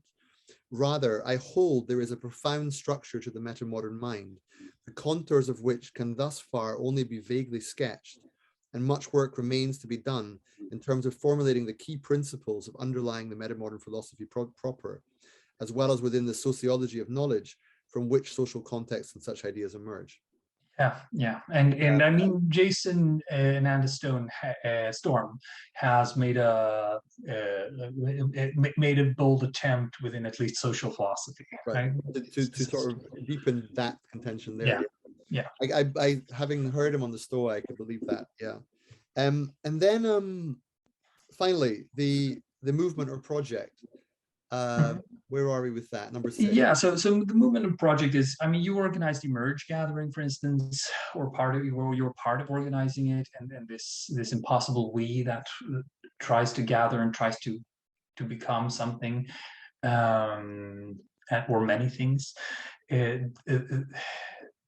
There's, I mean, what do we call that, right? What is it, right? Why are we friends, right? Why am I speaking to you out of all of these different people that are out there in the world? Because there's some kind of movement, there's some kind of connection, but it's too vague to be movement. We're not out on any streets. Well, sometimes we're in weird workshops and hug each other after not having seen each other for 3 years, and then we kind of write emails. The pattern that connects is palpable but subtle. Yeah, and its tentacles though really are everywhere. I mean, Hansi books have readers in the UN, in the crypto sphere. It's like in artists who use the quotes. It's really all over the place. And yet you couldn't like exactly pinpoint. The best thing would be like the most crystallized version would be around our friend Thomas and how he gathers a lot of people around him. But that's just one thing. I mean, there's to speak to that. I mean, there's some work done by Life Itself with Emerge, and I think also Joe Lightfoot, trying to sort of begin to map some of these patterns. And for many, the term metamodernism is the pattern that connects, and therefore is more like the meta meme number 3. But also the meta meme informs the project, right? That's the ethos of it. What people are seeing in each other is that sense of common sensibility, even if you might have different political views, different religious views, you share a certain feeling of context. That's why I call my essay Metamodernism and the Perception of Context. I felt that the main active ingredient was something like a shared perception of context. It wasn't like every element of it, but the sort of orientation to context is similar. Agreed. I mean, so I mean, there's something like when I met Lena, my now wife, she was fairly stunned that something would happen almost every week. I would connect with a complete stranger online and talk about something as if we knew each other already. And it just happens all the time. And why is that? Well, because if the person understands certain things or has certain cues, you understand that they understand certain things, and you also understand that the social dynamics that you can expect between you are somewhat different. And then you can skip certain stages of getting to know each other, etc. And there's a potential, at least, for a fairly instantaneous intimacy, which isn't like, there's this word complicity. There's this like the moment you step into that shared intimacy, you're also, you know, scheming against the public. That, okay, so what are we going to do? What are we going to do? Let's try something out. Can I help you? Can you help me? And et cetera, et cetera. And sometimes it's on helping each other out to find jobs, or, you know, support your family or stuff like that. But at the same time, it's always with the reason we would help each other out as much as we can would be that we believe, if I help this person out, this would be good in the long run for me somehow, and in the long run for the world, because I believe that this person has in them, or resonates at a certain frequency, if you'll allow me New Agey speak, that I feel the world needs to move towards, right? So there's that, there's that vibe. And part of that is that you articulated it, I think, in the first book, but it's something about relationship to allergies and infatuations. You know, it's about the fact that it's a group of people that are not easily, you know, don't reject things out of hand just because of their associations, nor do they expect too much from any given idea. One of the main metamodern sensibilities, I think, is this tendency to move beyond allergies and infatuations, although they do crop up in their own way, the more subtle ways. Agreed, actually, because I mean, if you can't say the word capitalism without the other person knocking you over, then et cetera, et cetera. Or on the other side, people valorizing democracy as if it's necessarily always the thing that we need to solve problems. Okay, so that's the 6. So we've done 2 things here. One, we've spoken about sociology as such, the need for sociology to revitalize itself, renew itself. The Metamodern project is part of that. We've spoken a bit about the 6 main views that metamodernism can be understood. And you sort of begin to close the chapter by, well, not begin, you get into the meat of the chapter by clearing the analytical fog, as you put it, just sort of summarizing some of what you just said. Well, and I just want to add one thing there. So notice that none of these 6 are actually, it's a time period, right? And that's one of the main points, that one of, if we are to productively relate to this thing, metamodernism, metamodernity, we should, it's good that we can distinguish, are we talking about the paradigm, are we talking about the metameme, are we talking about the movement, etc., right? And we should also understand that they have complex interrelations, that you can have in the terms of metamodern phase, you can say Trump does certain metamodern things in his expression, irony, blah blah blah, right? But is he developmental stage metamodern? Does he know about the metamodern paradigm? Of course, sure. So there. It's helpful in that setting, because things get very confusing in other. I agree. No, I've spent.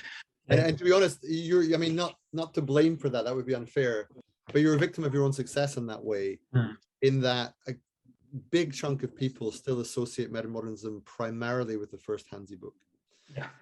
And that's a sign that it was a timely book, but also challenging when you're trying to present this bigger, fuller picture. For those who are allergic to the 4th of the 6.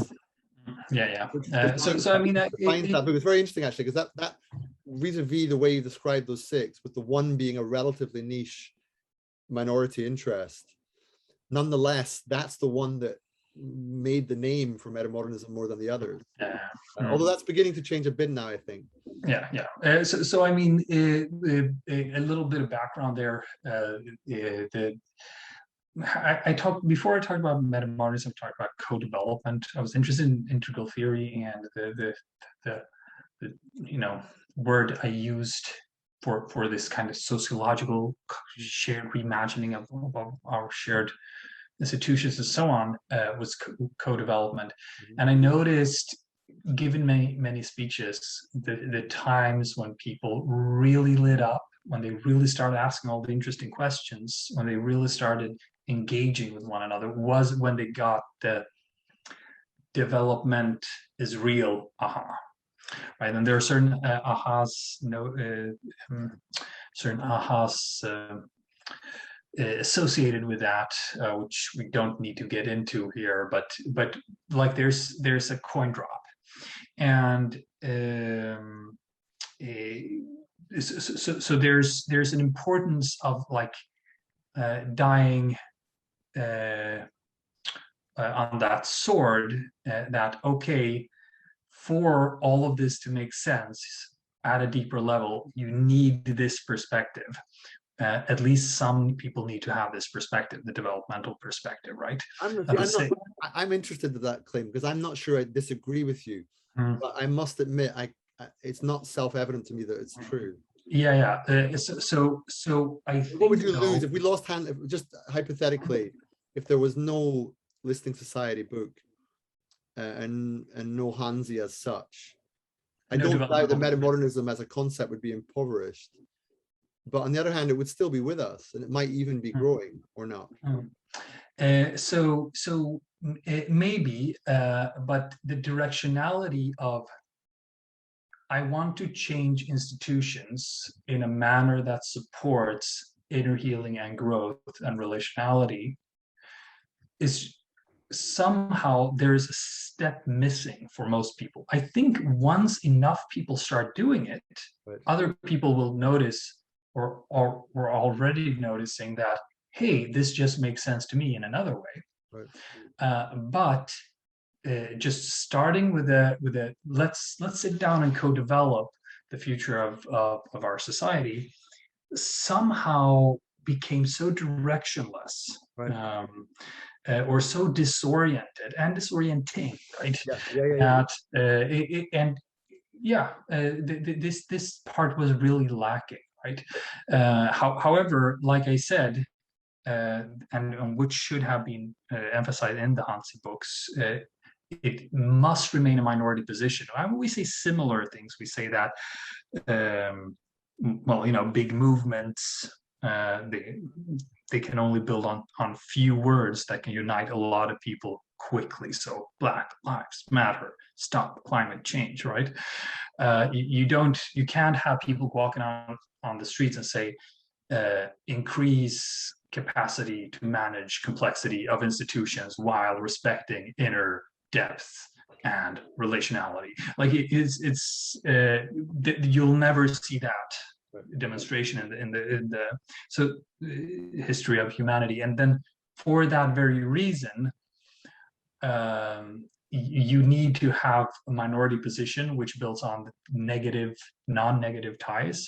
So if it connects well and takes perspective well with all of the other parties, its relative influence will be larger. And if it identifies more with the whole, it can also steer its directionality to a larger degree without, of course, controlling all of it. Right. I agree with the premise here, I think, because I know in my own experience that this very idea of let's think about how to change society for the better at scale, like that the audacity of that endeavor. And for those who feel it, it's just as natural as getting out of bed and, putting the kettle on.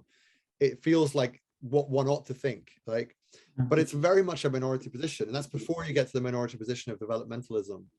Even that idea of, there's lots of people who are political and who believe in, but the idea of sort of the design process of thinking of approaching 8 billion people, almost 200 countries, thinking in terms of flows of finance and capital, and then with that, with ecological collapse pending, informational superstructure as it is, and then in that world bringing in the inner world and saying that's the focus, that's the active ingredient we need, that's the one where we need to move it most in order to shift these other systems and structures. Like once when you think that, you forget how unusual it is. Like it's not, it's even most academics don't go there. You know, even people who are quite driven politically don't think at that scale of, I don't know whether in Commons terms that's meta-paradigmatic or whatever it is, but you know, that sort of I wouldn't actually bring it down to MHC per se. no, I didn't. It was only it's part of that unmapped territory of development, but you know, like we talked about earlier, all of those different red pills and different Morpheuses, and there's this thing, the sociological imagination that could spark. And I think, sure, you need at a minimum to be at systematic in MHC scale for that thing to really spark. Right. But I think, sure, if you're scaffolded with other people, you can be an actually just formal, just an average or slightly more than average intellect in terms of how abstractly you think. Don't get me wrong. It's not. I didn't want the validation of MHC, and also I agree with you that people can go there, but it's more that they're astonished that that's what you spend your day thinking about. Like it's the kind of, it's like, why am I the weird one? What else should we be doing? You know? I mean, it comes back to that metamodern movement, right? The sixth thing, right? When you pop, and I think in our circles, when people talk about metamodernism, I even saw somebody writing on their LinkedIn, "I'm a metamodernist," right? Oh, lots of people do it now, yeah. Twitter all the time. Okay, you see it all the time. What they mean is the sixth one, right? Yeah. They don't necessarily mean I'm at a certain stage of development. I am blah blah. They mean I'm part of this social dynamic here, this kind of movement, right? And I think that's yeah. I mean, if those movements, if we were better at organizing them, I mean, things are young still. We could perhaps spark that imagination. It's just the task is very, very, very, it's much more difficult than people think, right? It's not just getting them together in a room or even with all that intelligence, all those design processes and so on. It's actually difficult to spark it even in those settings. But still, there's, again, I guess that's a good way to land how metamodernism and sociology seem to have something to give each other, right? And I've got something new from this conversation that didn't make sense to me before, but when you give as you know, in the essay, I sort of parse the six you give with different meanings of meta and how they manifest slightly differently on each of the six. But what's very interesting about the way you've laid it out is that if it is the case that the fourth pattern of metamodernism, the one that is described as political metamodernism, which is broadly the view that part of the political programmatic agenda should be the proactive cultivation of our inner lives with a view to developing across a certain some kind of map of that terrain. Before you go on, can I just nuance that a moment? So the fourth one is just the stage, right, in and of itself. That is this person metamodern, for instance, and then you will notice whether or not they have certain core assumptions, whether they have certain levels of complexity in their thinking, certain certain existential views of reality that would be, you know, non-dogmatically, but still perhaps imbued with meaning and so on, or the spiritual and so on. So that fourth one is not the programmatic. I understand. Thing. Programmatic thing would be. That we lay out in the book. The programmatic thing would be a subcategory to the sixth one. Like there's this movement, and among this movement, there are folks such as myself who try to bring this into politics and so on. Yeah. Okay, that's sorry. That was my inaccuracy. And although it's interesting, it's helpful in a sense because, as you say, people in number 6 won't necessarily be Hanseites in the sense of believing in the programmatic agenda of human development. But nonetheless, the people who are number 4 will at least be open to the exactly that being part of the story. exactly. Unless you are metamodern in the number 4 sense, it's hard for the rest to coalesce. Exactly. So on the presentation I was giving yesterday is vertical stage development, real, bullshit, both, or neither, right?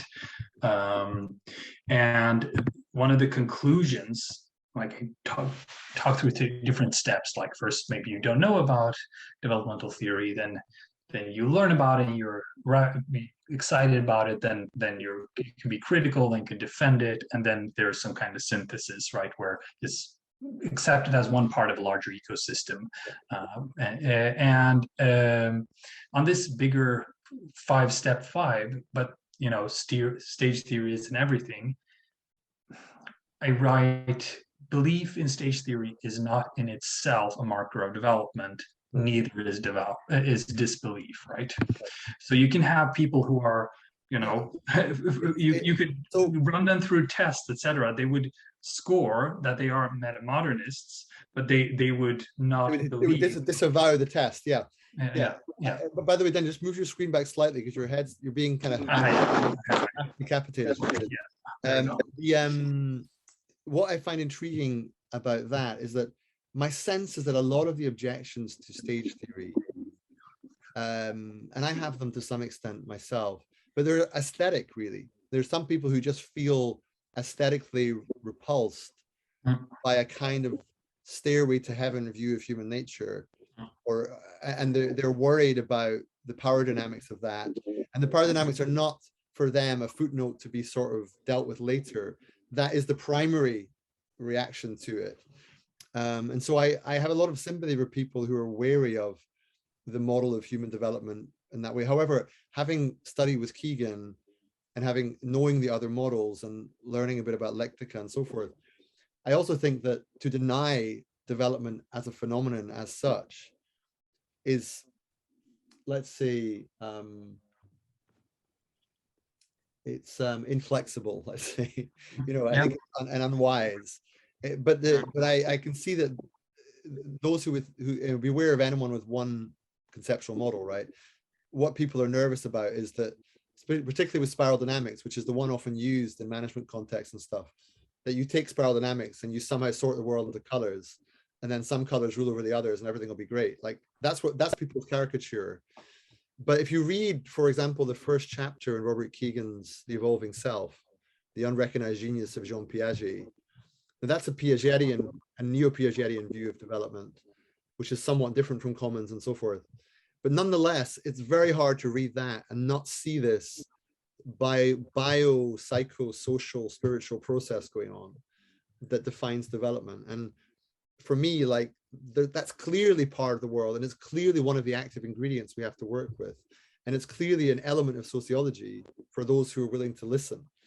So from my perspective, I'm very glad you wrote the chapter. And I'm glad that, I hope that it comes to the ears and eyes of some sociologists. And I also hope that those in the metamodern field get to think a bit more sociologically as a result. So I'm very grateful for it. And if you have anything you want to add, now's your chance. Just happy to and glad to be hearing those kind words. I mean, it's been a couple of years since I wrote this chapter. Would have been somewhat different if I did it now. However, I do, just with you, hope that I don't have a real keen hope that there's going to be an established sociology professor and they pick up our book and et cetera, et cetera. But I do have a hope that, well, you know, paradigms shift with burials and so on, not to be morbid about it, but the young who are alienated. There's a minority of young people who are metamodernists. They might not nominally be so, etc., but they have another sense, another social logic to how they see the world. And so many of those also do look in the social sciences for a future, for where to contribute. And I hope this will land among some of those, and that it will be a respectable enough thing for them to be able to include in their thesis, or you know,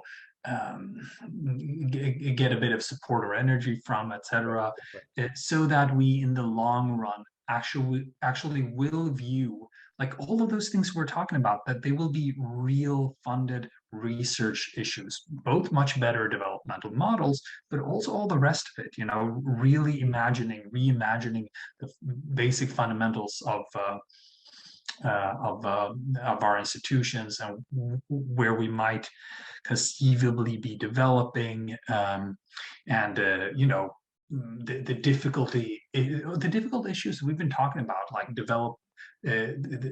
developmental programs or ideas as a social phenomenon, and how critique against them can be valid, and how there are positions within that can be taken. Like, there are difficult issues to untangle, and of course the very core engine that drives which research questions pop up in people's head to begin with, right? Mm-hmm. And today, social science is often fairly relevant, because the questions that pop up aren't the actual questions that will save the world, so to speak. So I'm hopeful for that, and for that reason, I'm glad that there are many other heavy names in this book, that the chapter is in good company, right? Thank you. I was a little bit frustrated with like our like how the book points in very many different directions, and it might be a bit confusing to the readers, right? Because we write with very different styles on quite different topics, etc. But I think with conversations such as this, we could, like, maybe it's not that a young person can pick up this book and read the whole of it and understand metamodernism as a field or something, but they can, depending on their point of entry, they can engage with certain select chapters. And well, I would say, to put it back to you in your own sort of vernacular, I would say, as the editor or co-editor of the book along with Layman Pascal, I would say the book was designed to be as much about metamodernism, number one, as in cultural phase, but also a certain paradigm, this own underlying philosophy, and to some extent six, but it wasn't primarily six. You know, it wasn't, here's the program, guys, let's go. It was more, because also, as you know, some of the authors were a bit, you know, not totally sure where they sit with regard to metamodernism, and I think that's, yeah, but you're right. They are a diverse range of chapters with diverse range of views, and they're not all card-carrying metamodernists, nor are they sort of averse to it. And it does cover, for those who are interested, beyond sociology, there's a lot of psychology, quite a lot of spirituality. There's even some intellectual property. There's a little bit of political science. Some cognitive science too. So it tries to be across these domains, looking at what the metamodern impulse might say to these fields. So I hope people will check it out. It'll be in the show notes. And Daniel, I hope we speak again before long about who knows what, but something similarly juicy. And I wish you well with your newfound parenting. Thank you. Thank you. Have a wonderful day. You too. I'll stop recording now. Bye.